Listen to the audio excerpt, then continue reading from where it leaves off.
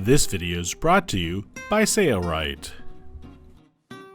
This is just a standard outdoor picnic table. We're going to cover it with a tablecloth. In this video, we're going to be showing you how to make some tablecloths out of some great outdoor fabrics. Nauga Soft, Naugahyde, and also Sunbrella furniture fabric.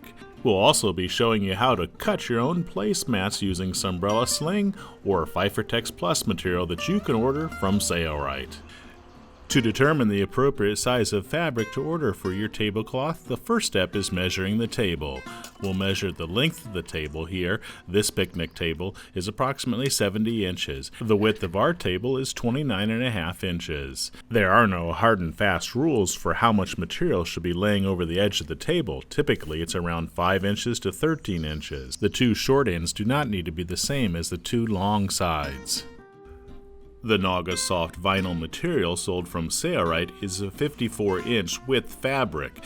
No need to do anything with the edges. We're just going to take the full width of the fabric and run it along the length of our table, leaving approximately a 12-inch overhang on the sides and also the ends of the table. You can see here that this fabric has a napped jersey knit on the back side, and it's UV and weather resistant. Nauga Soft can be cut easily with scissors. We cut ours to the length of 94 inches and left the width at 54. Here you can see the table that's been set, and we used the Sunbrella Sling fabric and cut placemats to match our new tablecloth. We transformed this plain table with just a few yards of fabric from Sailrite into this gorgeous table setting.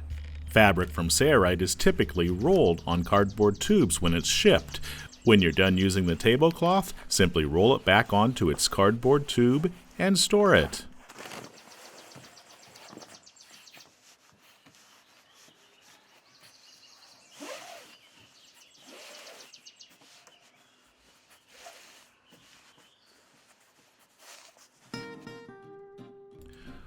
We'll now focus on making a tablecloth out of the Naugahyde universal vinyl material from Sailrite.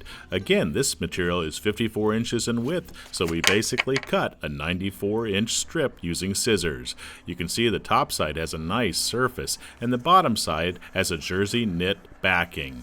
This fabric is excellent for use on outdoor applications. I leave my Naugahyde universal tablecloth on this table for years on end, even in the wintertime. So we're going to be sure that it's centered onto the table by measuring each side, and then we're going to use webbing straps with snaps to secure it to the tabletop so we can leave it on all season long for years to come.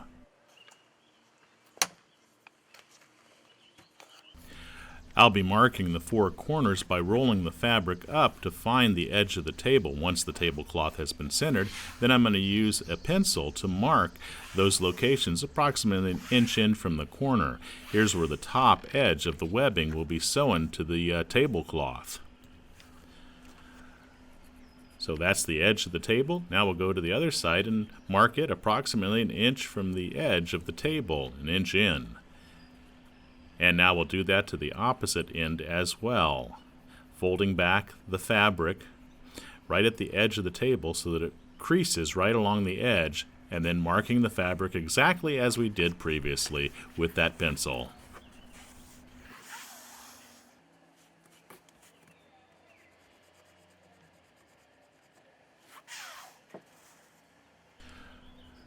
Alright, we'll now take the project indoors and we'll cut some 1-inch polyester webbing. We're going to cut this webbing to approximately 6 inches in length. I'm using a Hotknife. This is the Engel Hotknife, which heats up in about 4 seconds and cools down in about a minute. You could use a wood burning tool or a soldering gun if you do not have this professional Hotknife. And also be aware that I'm cutting on top of a metal ruler not to damage the surface of my table. I'll cut 4 of those. To make the sewing a little bit easier, I'm going to use a double-sided tape and baste this webbing in place in the appropriate position that we marked on the backside of the Naugahyde universal material. The double-sided tape is not necessary, but you can easily take it to the sewing machine and sew it and not have to worry about the webbing moving. Then I'm going to mark it down approximately an inch because that's where I'll create my stitch. I'll do that on all of the locations where we marked on the fabric, the 4 spots.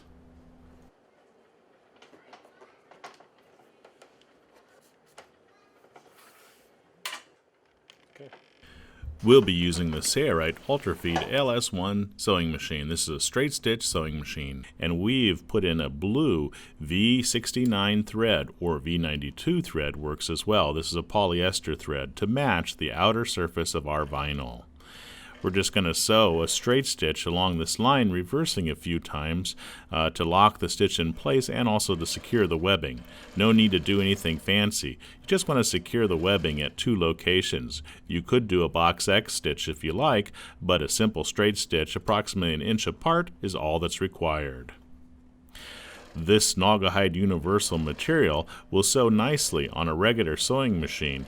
You don't have to buy one of the Sailrite's Ultrafeed machines. You can easily do it with the home sewing machine as well. Typically, when you're using a home sewing machine, you'd want to use a V69 polyester thread. There it is with it secured. Let's take a look at the outside surface. Because we used a blue thread, it should look great and be very unnoticeable. Excellent. Now we need to do that at all 4 of those locations. We'll not show all of that.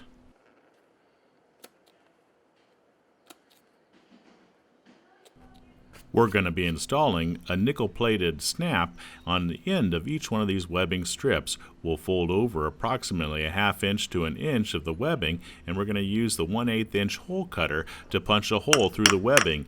To prevent damage to the hole cutter, you'll notice we're also using the premium cutting block. This is the 5 inch by 5 inch cutting block sold at Sailrite.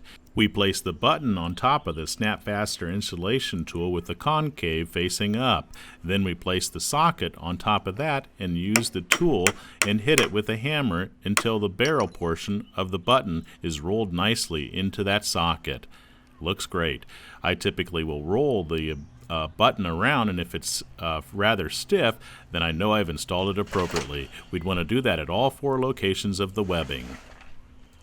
We'll now position the Naugahyde universal on top of the table and then determine where we should screw in the studs on the bottom side of the table. The webbing will wrap around the edges as seen here. We'll determine where the socket will rest on the bottom side of the table, then we'll screw in the snap fastener screw stud, which has a 3/8 inch self-tapping wood screw on the end. Then we'll snap it in position. That webbing will hold it secure in most wind conditions. If you have some poor weather coming with high winds, you may want to unsnap it and take the tablecloth inside. I typically, on my last tablecloth, had it on for years without any issue, even in storms. Now we'll install one of those studs at each one of the locations at the 4 corners where the webbing comes around the bottom of the table and snap it to those locations. After installing a stud at each one of those locations on the bottom side of our tablecloth is now ready for use. We'll be leaving this tablecloth on for years to come. And it'll look great. It cleans up easily with a rag with just a standard cleaning solution. Here it is next to some Pfeiffer Tech Sling chairs that we made earlier last year. We'll now make a tablecloth using the Sunbrella furniture fabric, which has a soft hand, is very UV resistant and weather resistant, and very stain resistant. In fact, we'll show you a little stain resistance test a little bit later on in this video. Sometimes Sunbrella furniture fabric has a right side and a wrong side. You could use either side, but one side typically looks better than the other. This is the underside, so we're going to be sure to fold our hem to the underside. We're going to use the double-sided tape. This is the double-sided tape for canvas, and apply it to all of the 4 edges of this fabric. This Sunbrella furniture fabric is 54 inches in width, so it's perfect for our table, which is 29.5 inches on its width. We've cut this fabric to approximately 80 inches in length, which is a little bit shorter, so the ends will be shorter than the sides of this tablecloth. We're creating a single hem here, but we'll also install the double-sided tape on top of this to create yet a double hem. You'll notice the selvage edge is unfinished, so we're going to actually cut that edge and apply a double hem there as well, using the double-sided tape to hold it in place. No need to create a large hem here. A 1/2 inch hem is all that's required, and that will finish the 2 cut edges and also the selvage edges.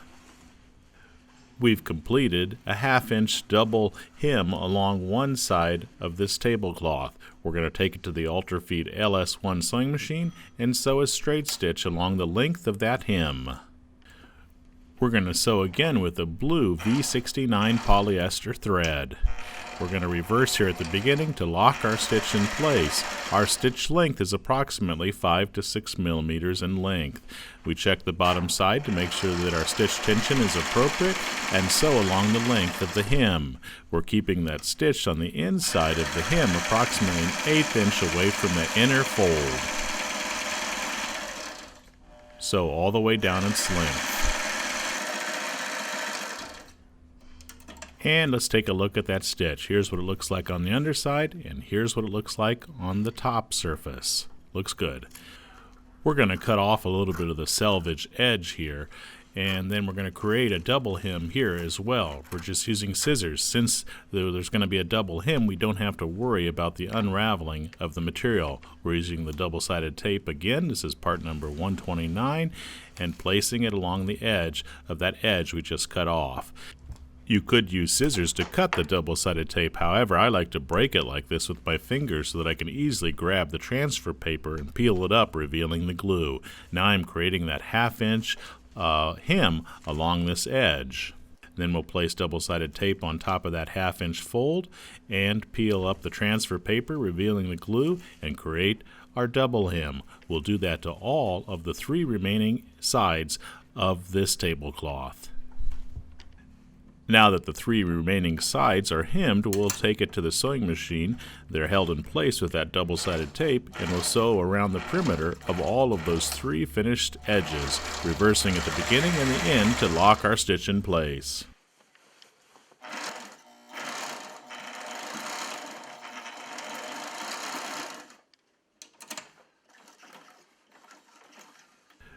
We'll not be showing this entire process. We'll skip ahead and show you the final results. If you choose to sew on webbing tabs as we did previously with the Naugahyde universal tablecloth, you can do that as well and leave this fabric out. However, we like to use it in different locations, so here it is on our outdoor picnic table, and you notice we only have about a 5-inch or 6-inch overhang off the sides. Let's take it inside and show you what it looks like as well at our dining room table. My wife and I have 6 kids. That's the reason we have benches on the side of our dining room table, but it looks great inside as well.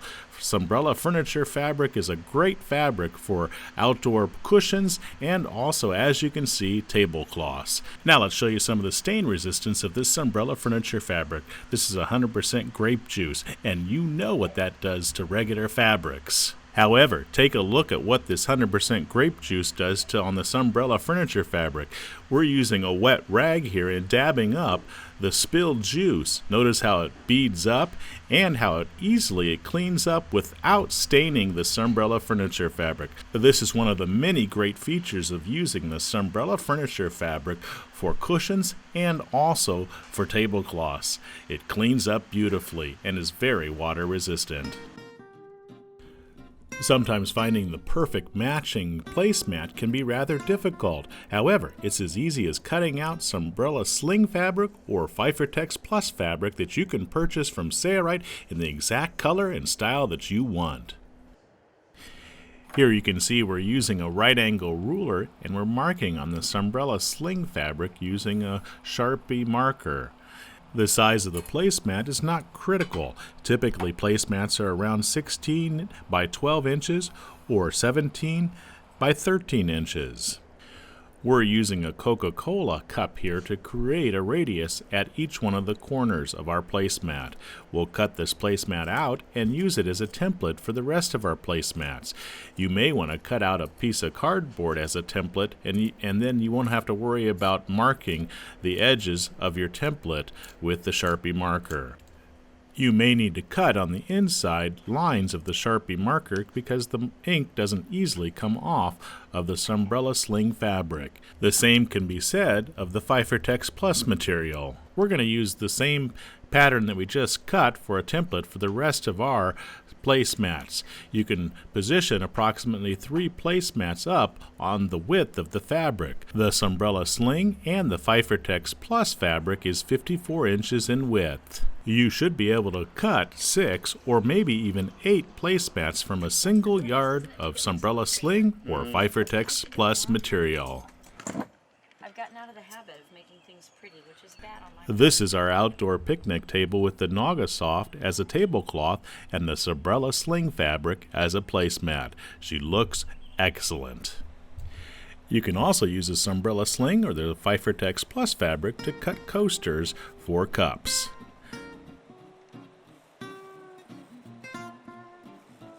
It's so easy, even a child can do it.